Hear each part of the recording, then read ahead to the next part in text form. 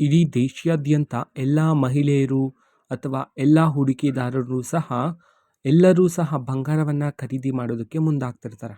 So ಆದರೆ P M Narendra ಮೋದಿಯವರು ಬಂಗಾರವನ್ನು ಖರೀದಿ ಮಾಡಬೇಡಿ ಅಂತ ಹೇಳಿ ಒಂದು ಸ್ಪಷ್ಟವಾಗಿರ್ತಕ್ಕಂತಹ ಘೋಷಣೆಯನ್ನಾದರೆ ಮಾಡಲಾಗಿದೆ. ಸೊ ಇದರ ಹಿಂದಿನ ಉದ್ದೇಶ ಏನು ಆ್ಯಂಡ್ ಇದಕ್ಕೆ ಸಂಬಂಧಪಟ್ಟಂತೆ ಹಲವಾರು ಮಾಹಿತಿಗಳಾದರೆ ಬಂದಿದೆ.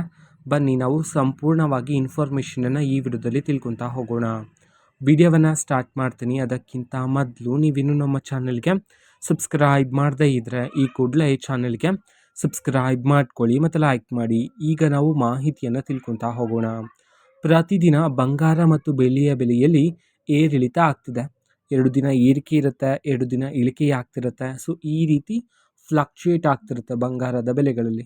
ಸೊ ಇದೇ ನಿಟ್ಟಿನಲ್ಲಿ ಪಿ ಎಂ ನರೇಂದ್ರ ಮೋದಿಯವರು ಇದೀಗ ಒಂದು ಮಹತ್ವದ ಸ್ಪಷ್ಟನೆಯನ್ನಾದರೆ ನೀಡಿರ್ತಕ್ಕಂಥದ್ದು. ಯಾರೂ ಸಹ ಬಂಗಾರವನ್ನು ಖರೀದಿ ಮಾಡಬೇಡಿ, ಅದು ಸಹ ಎಲ್ಲಿಯವರೆಗೂ, ಮುಂದಿನ 1 ವರ್ಷದವರೆಗೂ ಕಾಲ. ಸೊ ಯಾರೂ ಸಹ ಬಂಗಾರವನ್ನು ಖರೀದಿ ಮಾಡಬೇಡಿ ಅಂತ ಹೇಳಿ ಒಂದು ಘೋಷಣೆಯನ್ನು ಮಾಡಿರ್ತಕ್ಕಂಥದ್ದು. ಓಕೆನಾ. ಸೊ ನರೇಂದ್ರ ಮೋದಿಯವರು ಈ ಒಂದು ಘೋಷಣೆಯನ್ನು ಮಾಡಿರ್ತಕ್ಕಂಥದ್ದು.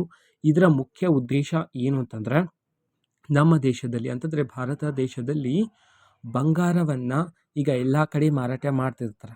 ಸೊ ನಮ್ಮ ದೇಶಕ್ಕೆ ಬೇರೆ ದೇಶಗಳಿಂದ ಬಂಗಾರವನ್ನು ಸರಬರಾಜು ಮಾಡಲಾಗುತ್ತೆ. ಸೊ ಅಲ್ಲಿಂದ ಚಿನ್ನವನ್ನು ಭಾರತಕ್ಕೆ ಸರಬರಾಜು ಮಾಡಿದ ನಂತರ ಭಾರತ ದೇಶದಿಂದ ಆ ದೇಶಕ್ಕೆ ಹೆಚ್ಚಿನ ಮೊತ್ತದ ಹಣವನ್ನು ಪಾವತಿ ಮಾಡಬೇಕಾಗಿರುತ್ತೆ.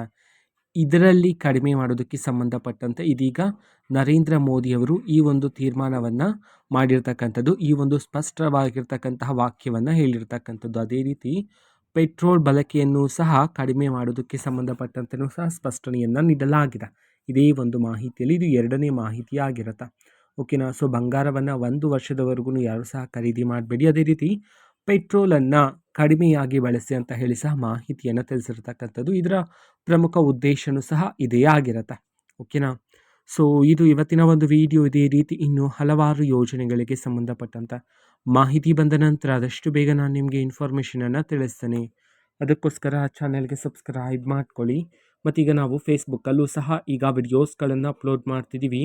ಫೇಸ್ಬುಕ್ ಚಾನಲ್ ಲಿಂಕನ್ನು ಡಿಸ್ಕ್ರಿಪ್ಷನ್ ಬಾಕ್ಸಲ್ಲಿ ಕೊಟ್ಟಿರ್ತೀನಿ. ಕ್ಲಿಕ್ ಮಾಡಿಬಿಟ್ಟು ಫಾಲೋ ಮಾಡಿ. ಓಕೆನಾ. So thank you, bye.